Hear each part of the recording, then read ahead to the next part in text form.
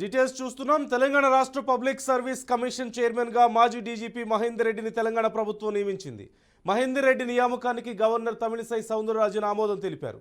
Commission chairman సభ్యుల నియామకానికి ఏర్పాటైన సెర్చ్ కమిటీ సూచన మేరకు ఆయన పేరును రేవంత్ రెడ్డి ప్రభుత్వం ఖరారు చేసింది. త్వరలో సభ్యుల నియామకాన్ని పూర్తి చేయనున్నట్లుగా తెలుస్తోంది.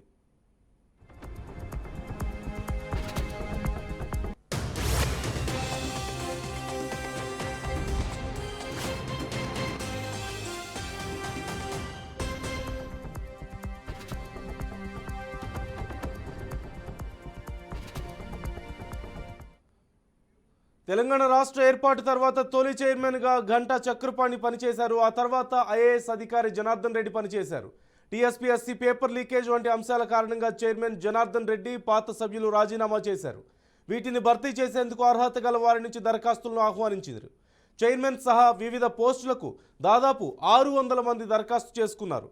దరఖాస్తు చేసుకున్న వారిలో రిటైర్డ్ ఐఏఎస్, ఐపీఎస్ ప్రొఫెసర్లు కూడా ఉన్నారు. తాజాగా చైర్మన్ పదవికి మహేందర్ రెడ్డి పేరును ఖరారు చేశారు.